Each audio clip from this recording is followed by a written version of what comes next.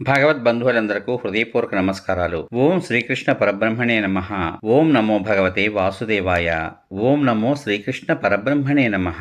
వచన భగవద్గీత కార్యక్రమంలో భాగంగా ఈరోజు మీరు శ్రీమద్ భగవద్గీతలోని 11వ అధ్యాయమైన విశ్వరూప సందర్శన యోగంలోని అన్ని శ్లోకముల యొక్క వచన భావసారాన్ని వింటారు. విందాము మరి. శ్రీమద్ భగవద్గీతలోని 11వ అధ్యాయమైన విశ్వరూప సందర్శన యోగంలోని అన్ని శ్లోకముల యొక్క వచన భావసారం మీకోసం.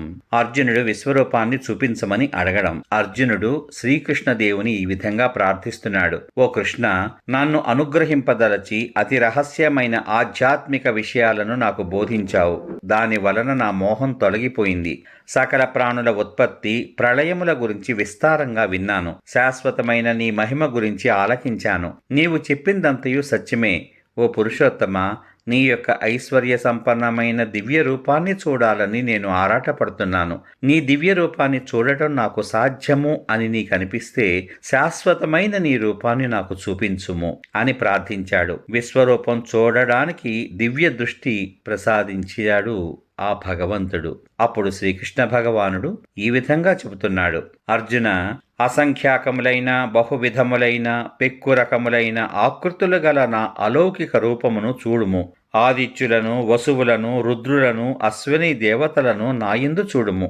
అంతేకాక మునుపెన్నడునూ చూడని అపూర్వమైన ఆశ్చర్యకరములైన రూపములను చూడుము. నా దేహమునందు ఒకే చోట స్థితమై ఉన్న సమస్త చరాచర విశ్వమును చూడుము. కాని సాధారణ నేత్రాలతో నా రూపమును నీవు చూడలేవు. అందుకని నీకు దివ్య దృష్టిని ప్రసాదిస్తున్నాను. వాటితో నా ఈశ్వరీయమైన యోగశక్తిని చూడుము. భగవంతుని విశ్వరూపం ఏ విధంగా ఉన్నది, ఎలా ఉన్నది? అప్పుడు సంజయుడు ధృతరాష్ట్రునితో ఈ విధంగా పలుకుతున్నాడు. రాజా, శ్రీకృష్ణుడు ఇలా పలికిన అనంతరం ఈశ్వర సంబంధమైన తన దివ్య రూపాన్ని అర్జునుడికి చూపించాడు. ఆ విశ్వరూపంలో ముఖములు అనంతములు, నేత్రములు అసంఖ్యాకములు, అందలి దృశ్యములు అద్భుతములైనవి. ఆ రూపము అనేక దివ్య ఆభరణములతో శోభిల్లుతున్నది. ఆ మహామూర్తి అనేక దివ్య ఆయుధములను చేపట్టి ఉన్నాడు. దివ్యమైన మాలలు, వస్త్రములు ధరించి ఉన్నాడు. ఆ దివ్య శరీరము నుండి దివ్య చందన పరిమళములు అన్ని వైపులా గుబాళిస్తున్నాయి. ఆ రూపము ఆశ్చర్యకరము, ఆనందము, సర్వతోముఖము. ఆకాశమున వేల కొలది సూర్యులు ఒకేసారి ఉదయించినచో వచ్చు కాంతి ఎలా ఉంటుందో ఆ మహాత్ముని యొక్క ప్రకాశం అలా వెలువడుతున్నది. ఆ సమయమున అర్జునుడు ఆ దేవాది దేవుని శరీరమందు అసంఖ్యాకములైన వేరువేరుగా ఉండే వివిధ బ్రహ్మాండములను ఒకే చోట కేంద్రీకృతమైనట్లు చూచి ఆశ్చర్యచకితుడై పులకించిపోయాడు. ఆ విశ్వరూపానికి భక్తి శ్రద్ధలతో శిరస్సు వంచి నమస్కరించి చేతులు జోడించి అర్జునుడు ఈ విధంగా పలుకుతున్నాడు. విశ్వరూపాన్ని వర్ణిస్తున్న అర్జునుడు, ఓ దేవాదిదేవ, నీ యొక్క దేహమునందు సకల దేవతలను, నానావిధ ప్రాణికోటిని, కమలాసనుడైన బ్రహ్మను, శంకరుని, సమస్త ఋషులను, దివ్య సర్పాలను చూస్తున్నాను. అనేక బాహువులు, ఉదరములు, ముఖాలు, నేత్రములు గల నీ అనంతరూపము సర్వతోముఖంగా శోభిస్తున్నది. నీకు ఆది ఎక్కడో అంతమెక్కడో నాకు కనిపించడం లేదు. కిరీటమును, గదను, చక్రమును ధరించి తేజోవంతంగా ప్రకాశిస్తున్నావు. ప్రజ్వరిల్లుతున్న జ్యోతిర్మయుడైన సూర్యతేజము వంటి కాంతితో అప్రమేయంగా శోభిస్తున్న నిన్ను దర్శిస్తున్నాను. నీవు అక్షరమైన పరబ్రహ్మవు కనుక తెలిసికొనదగినవాడవు. ఈ విశ్వానికి మూల కారణము మరియు శాశ్వత ధర్మ రక్షకుడవు, నాశరహితుడవు, సనాతన పురుషుడవు నీవు అని నా విశ్వాసం. నీకు ఆది మధ్య అంతాలు లేవు. నీ పరాక్రమానికి అంతం లేదు. నీ బాహువులు అనంతములు, సూర్యచంద్రులు నీ నేత్రములు, ప్రజ్వలిస్తున్న అగ్ని నీ ముఖం. నీ తేజస్సుతో ఈ ప్రపంచాన్నంతా తపింపచేస్తున్న నిన్ను నేను దర్శిస్తున్నాను. ఓ మహాత్మా, దివి నుండి భూమికి గల అంతరిక్షము అంతటను అన్ని దిక్కులలోనూ నువ్వే ప్రకాశిస్తున్నావు. అద్భుతమైన నీ భయంకర రూపాన్ని చూచి ముల్లోకాలు గడగడలాడుతున్నాయి. దేవతలు అందరూ నీలో ప్రవేశిస్తున్నారు. కొందరు భయంతో నమస్కరిస్తూ నీ నామ గుణములను కీర్తిస్తున్నారు. మహర్షులను, సిద్ధులను స్వస్తి వచనములతో, స్తోత్రములతో నిన్ను ప్రార్థిస్తున్నారు. రుద్రులు, ఆదిత్యులు, వసువులు, సాధువులు, విశ్వదేవతలు, అశ్వినీ దేవతలు, పితృదేవతలు, గంధర్వ, యక్ష, అసుర, సిద్ధ సమూహాలు అందరూ ఆశ్చర్యంతో నిన్నే దర్శిస్తున్నారు. మహాబాహో, అసంఖ్యాకములైన ముఖాలను, నేత్రాలను, చేతులను, ఊరువులను, పాదములను, ఉదరములను, కోరలను కలిగి ఉన్న మిక్కిలి భయంకరమైన నీ రూపము చూచి అందరూ చెలించిపోతున్నారు. నేను కూడా భయంతో వణికిపోతున్నాను. నీవు ఆకాశాన్ని తాకుతున్నావు, అనేక రంగులతో శోభిస్తున్నావు, కాంతులను విరజిమ్ముతున్న విశాల నేత్రాలతో, విస్తరించిన ముఖములతో అద్భుతంగా కనిపిస్తున్నావు. నిన్ను చూచి భయపడిపోతున్నాను, ధైర్యాన్ని కోల్పోతున్నాను, శాంతి లేకుండా ఉన్నాను. భయంకరమైన కోరలతో ప్రళయ కాలాగ్ని వలె ప్రజ్వలించుచున్న ముఖాలను చూచి దిగ్భ్రాంతిని చెందుతున్న నాకు దిక్కు తోచుకున్నది. ఓ దేవాదిదేవా, నాకు ప్రసన్నుడవు కమ్ము. ధృతరాష్ట్ర పుత్రులు, ఇతర రాజులు, నా పక్షంలోని ప్రముఖ వీరులు, భీష్మ పితామహుడు, ద్రోణుడు, కర్ణుడు మొదలగు వారందరూ భయంకరములైన కోరలతో కూడిన నీ ముఖముల యందు అతి వేగంగా ప్రవేశిస్తున్నారు. కొందరి తలలు నీ పళ్ల సందులలో చిక్కి వేలాడుతున్నాయి. నదీ జలాలు నానా విధాలుగా ప్రవహించి సముద్రానికి అభిముఖంగా పయనించి సాగరంలో ఎలా ప్రవేశిస్తున్నాయో అలాగే మానవలోకంలోని వీరులందరూ నీలోకి ప్రవేశిస్తున్నారు. మిడతలు మోహవశమున మండుతున్న అగ్నివైపు అతి వేగంతో సమీపించి నశించిపోయినట్లే ఈ వీరులందరూ తమ నాశనానికై అతి వేగంగా పరుగెత్తి నీ ముఖాల్లో ప్రవేశించి నశించిపోతున్నారు. విష్ణుదేవ, మండుచున్న నీ ముఖములలో ప్రవేశిస్తున్న సమస్త లోకములను చప్పరిస్తూ ఆస్వాదిస్తున్నావు. భయంకరమైన నీ తేజస్సు ఈ ప్రపంచాన్నంతటినీ తప్పింపచేస్తున్నది. పరమాత్మ, నీకు నా అనేక నమస్కారాలు. నాకు ప్రసన్నుడవు కమ్ము. భయంకరమైన రూపం కలిగిన నువ్వెవ్వరూ దయతో నాకు తెలుపుము. ఆది దేవుడవైన నిన్ను తెలుసుకోవాలనుకుంటున్నాను. ఎందుకంటే నీ యొక్క ప్రవృత్తి నాకు అంతుపట్టడం లేదు. అప్పుడు శ్రీకృష్ణ భగవానుడు ఇలా చెబుతున్నాడు.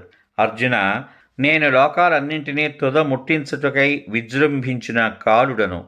కనుక నీవు యుద్ధం చేయకున్నను ప్రతిపక్షంలో ఉన్న ఈ వీరులెవరూ మిగలరు. అందువలన నీవు లెమ్ము, శత్రువులను జయించి కీర్తి పొందుము. సర్వసంపదలతో తొలతొగుతున్న రాజ్యాన్ని అనుభవించుము. నా చేతిలో వీరందరూ మునుపే సంపబడిరి. నువ్వు కేవలం నిమిత్రమాత్రుడవు కమ్ము. ఇప్పటికే నాచే చంపబడిన భీష్మ, ద్రోణ, జయద్రథ, కర్ణాది యుద్ధ వీరులందరినీ నీవు సంహరింపము. భయపడకము. రణరంగమున శత్రువులను నీవు తప్పక జయింపగలవు. కనుక యుద్ధం చేయుము. శ్రీకృష్ణుని మాటలు విన్న సంజయుడు ఇలా పలికాడు. రాజా, శ్రీకృష్ణ పరమాత్మ యొక్క ఈ మాటలను విని అర్జునుడు వణుకుచూ చేతులు జోడించి నమస్కరించి మిక్కిలి భయంతో గద్గద స్వరంతో తడబడుతూ ఇలా పలికాడు. ఓ హృషికేశ, నీ వైభవాన్ని చూసి లోకం మురిసిపోతున్నది, అనురాగంతో పొంగిపోతున్నది. భయగ్రస్తులైన రాక్షసులు నలుదిక్కులకు పారిపోతున్నారు. సిద్ధపురుషులు నమస్కరిస్తున్నారు. నీవు సర్వశ్రేష్ఠుడవు. బ్రహ్మదేవుని కంటే ముందు నువ్వే ఆదికర్తవు, అక్షర స్వరూపుడవు. ఎవరైనా నీకు నమస్కరించకుండా ఎలా ఉండగలరు? అనంతరూప, నీవు ఆదిదేవుడవు, పురాణ పురుషుడవు, ఈ విశ్వమునకు పరమాశ్రయుడవు, సర్వజ్ఞుడవు, పరంధాముడవు. ఈ సమస్త జగత్తు నీతోనే నిండి ఉంది. నీవే వాయుదేవుడవు, యముడవు, అగ్నివి, వరుణుడవు, చంద్రుడవు, బ్రహ్మదేవుడవు, బ్రహ్మకు కూడా జనకుడవు. నీకు వేల కొలది నమస్కారాలు, మళ్ళీ మళ్ళీ నమస్కారాలు. అనంతమైన సామర్థ్యం గలవాడా, నీకు ముందు నుండి వెనక నుండి నమస్కారములు, అన్ని వైపుల నుండి నీకు నమస్కారములు. నీవు జగత్తు అంతట్ను వ్యాపించి ఉన్నావు. అన్ని రూపములు నీవే. నీ మహిమ తెలియక చనువుతో నిన్ను నేను మిత్రమా, కృష్ణ, యాదవ, సఖ అంటూ పూర్వం పిలిచేవాడిని.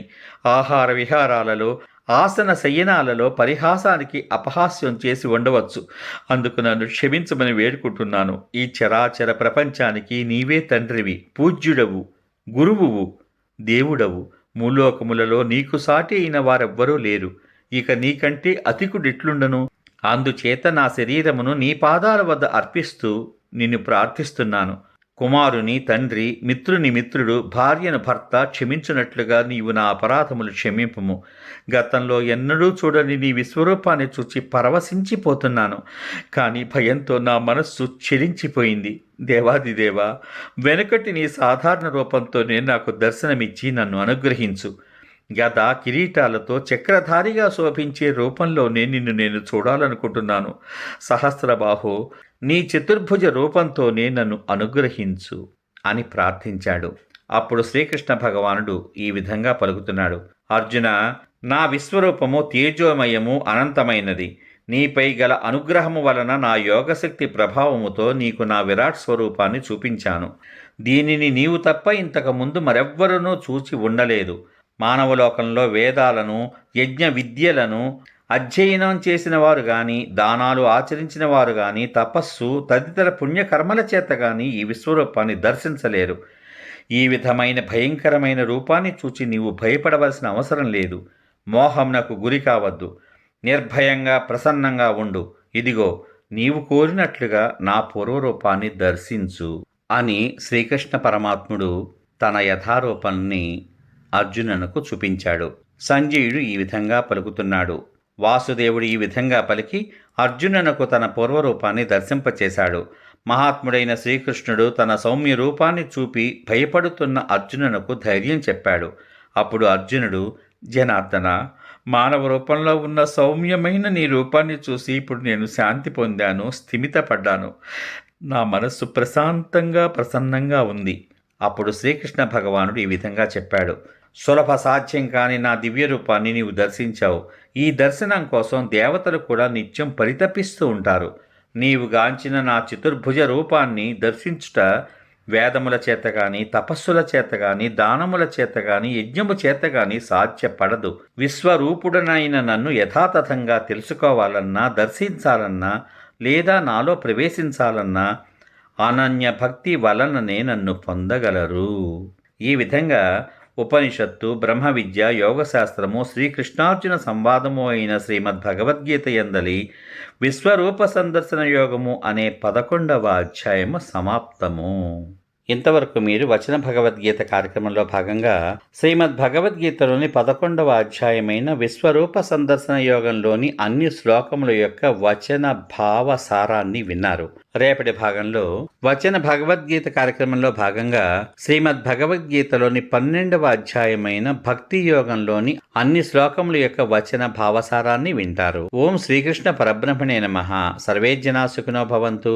ఓం నమో భగవతే వాసుదేవాయ. శుభమస్తు. స్వస్తి.